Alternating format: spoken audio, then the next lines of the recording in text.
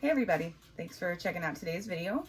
So in this one we are going to talk about Path of Destiny and my thoughts and feelings about it. It's basically like a mini therapy session because it was very challenging and very taxing on me to be able to finish it, but I was like hardcore set on getting it done as quickly as possible so that I could make this video for you guys.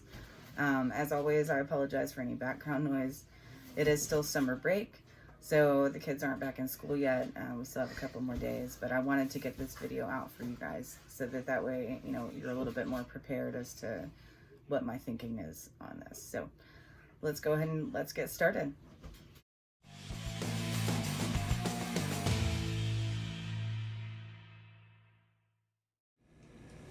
All right, so this is, in the background, you're going to see my final battle. This is Cursed Gate level 7 with 3 heroes. So I know I made some mistakes in there. By the time I made it to the last stage, I was just so tired of doing Inferno that I just was like, let's go, let's finish this. So don't judge me too harshly there. So this video is all going to be about Path of Destiny, and it's going to be talking about Inferno and different team setups that I use, and just kind of generalized thoughts and feelings on having completed Path of Destiny, what I think it takes to do that. So the first thing that I want to talk about with Path of Destiny is that I was surprised by the difficulty or the challenge that it took to complete this. So there are a lot of things that you have to do within Path of Destiny that I feel like if I had known what it was going to take beforehand, I would have kind of stockpiled stuff so when it got released I could have finished it even quicker. But I was not anticipating some of the quests that it has you do, like different 6-star ascensions and dusting your heroes and different things like that. So I will definitely say, in my opinion, that this is not something for a beginner. There are some quests in Path of Destiny that are very beginner friendly. So the different things as far as like visiting the lexicon or the library, or like fusing Richard, which you'll need for another fusion, like different things like that I think are very valuable for a beginner player to know. I think it starts off really easy, which is great, and then it just continues to get harder and harder and harder as you go along until you get to the very last thing, which is to complete all of Inferno difficulty with only 3 heroes to get 3 stars on all those levels. So I will say I just didn't really care about Inferno at all until Path of Destiny came out. So I think that was one thing that they really helped generate some buzz about Inferno. So I thought that was a good thing. But I will say wholeheartedly that there is no way right now I can finish this on my alt on Samwise. And I would consider that to be a moderate game level. So I don't have the resources at all to be able to complete it right now, and I definitely do not have the roster depth to be able to complete Inferno. It's too hard for Samwise to do. Now, I did finish it on Lalarium, as I already mentioned, so but that account I've been playing for about 1.5 years now, so I've got quite a bit of depth, and I had some resources that I hoarded away, so I was able to finish it kind of quickly. But I don't think that it is for a lower level player to finish at all. I would like to kind of think about the fact that I was coming at it from more of an in-game standpoint and finishing Inferno just for the, you know, the gratification of finishing it. But I think that for someone who's just starting in the game, the progression of how things work in general is a really good progression of how to finish things. So I think that it's something, you know, to challenge newer players and kind of keep them involved with things. So I think the meaning behind it and the challenge to the players is a really positive thing. I will say that it is extremely resource heavy and time consuming. So Finishing Inferno with all 3 stars, there were some levels in there that I was able to autoplay, but a vast majority, like a solid 97%, I had to manually do. So each one of those battles takes some time, and some of them took quite a bit of time for me. Um, so the ones that I found most challenging were the ones that included a boss or a mini boss that healed. With those bosses and mini bosses that you heal, I definitely recommend taking in the purple dragon and also cursed potions, the ones that inflict heal block. Otherwise, those battles take forever. So, random snippet of advice from me right there. So, one thing too that I want to say is that there are really great rewards that come from this. So, both from finishing Inferno with 3 stars and then also from Path of Destiny itself, you're going to get some really great loot. So, you're going to get cauldrons, you're going to get dust, you're going to get hero shards, you're going to get platinum scrolls. I mean, there's all kinds of stuff you're going to get. So, it was really beneficial. Some of the loot that I was getting helped me to continue on with Path of Destiny, like the cauldrons and the dust. So that was really great because then I could continue to advance. It kind of like helped itself along the way, which I thought was really great.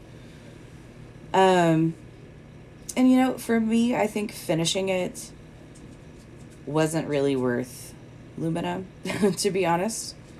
I think the big thing for me was just the satisfaction of completion. So, we'll talk more about Lumina, and I mean, don't get me wrong, I am excited to have her. I think that she's going to be a really fantastic farmer addition to my team, so that's cool, but she wasn't really my end game. So, next we're going to talk about just things that I think that you should consider before you really move on with Path of Destiny. So I think the first big thing that you need to think about is your approach to Path of Destiny and how you plan to go about it. So if you're crazy like me, by all means, hammer through it and get it done as quickly as you want to. It is exhausting if you do it that way, I can tell you from experience. But then if you're not really looking to push that hard, like let's say you're a little bit more of just a regular general player, my personal recommendation would be to kind of let the quests in Path of Destiny align with what you're doing in the gameplay. So say for instance you get to one of the 6-star ascensions. If you're not me and you're taking it a little slower, I would probably say to wait to do those different things for when, like Wise Man is around or when you're really ready to ascend a hero. So kind of what I would say for the average person is to let it fall into where you are in your personal progression with the game. And then, is it worth Lumina? Again, we'll bring that up that point. So Lumina is like a beast mode farmer, basically, especially if you put the right equipment on her. But you've got to consider the fact that if you are already 3-starring Inferno, you probably have several farmer heroes that you use depending on what zone you're in. So is it worth it to get a farmer? And that's a question you have to ask yourself, because this is not for the faint of heart. It was really challenging and really exhausting and time consuming. And, is that what you want with your final goal? Now, when you do finish Inferno with 3 stars, you're going to get some platinum scrolls. You get one at the very end, and then you get one as you enter Cursed Gate. So you could pull a legendary hero that is not Lumina, because the only way to get her is Path of Destiny. But, think to yourself on what your goals are within the game and how it's going to fit in for you. So those are really important things that I think everybody should consider. So, how quickly do you want to finish it? And then what is worth it to finish it for you? So now that we've gone over just some of my basic thoughts, things to consider, stuff like that, I'm going to talk about specifically the challenge of Inferno with 3 stars. So what you're seeing coming up right now are just different combinations of heroes that I found to be great combinations as I was progressing through the map. This is not to specifically say that you have to use these hero combinations. This is just the way my heroes are built and the way that they worked well for me. So each area that you're gonna hit, so like Fawn Leaf, Tenebris, Cursed Gate, you're gonna have to kind of switch around what 3 heroes you're gonna use. And the thing that I found that worked the best for me personally was to take in essentially either Nefre or Aurora, and then I would use either Taunt or Soul Link, and then I would have a health-based attacker. So Percival, Freya, Dagda, different heroes like that had a high health point. Anubis is one of those for sure. Those heroes I found were able to withstand the damage that they were taking. I did go through an abundance of health potions. I, for some reason, this game just does not want to give me mana. So I didn't really have any of that to take in. But I did find some other potions that were really beneficial, like I talked about earlier. The cursed potion, I think it's cursed. I'm telling you, Path of Destiny wore me out. I am so tired that I may not be able to remember anything right now. Heal block, basically, is what I'm trying to get at. For the mini bosses and bosses that heal, because those were just extreme. So, those were just some things that I found personally that were beneficial. I know Bear Strikes does have some really great guides out in her videos, so I would definitely go check those out. Because one thing, again, that's beneficial is that I think it's really kind of helped to develop a camaraderie, especially within the guilds and, in global chat, as far as talking through it and working through things that worked for each other. So it's really helped kind of develop sort of bonds as we all go through this together. So I thought that was really great. Definitely reach out to your guildmates and the people in global chat, because there's a lot of really fantastic, helpful people in global that would love to help you get through Path of Destiny. So now let's talk about Lumina, the hero that you're gonna get when you finish all of this goodness. All right, so the video that you're gonna see just for a second is what it looks like when you are finishing Path of Destiny. Not really a whole lot of hoopla, but it is going to show you kind of how that's going to work. So this is just me opening the different loot that goes with the Path of Destiny. And the end piece that you're going to get is Lumina. Now, she is a very fantastic farmer. I'm excited to have her. I think she's going to benefit me a lot. I think with the right artifacts put on her, I can make her extremely fast, accurate, and damaging. So let's talk about some of her special abilities, just kind of to get a good idea of how good of a farmer she is. So the first thing is she is a leader. She's a speed leader everywhere, so she increases the speed of all allies by 17 in all game modes.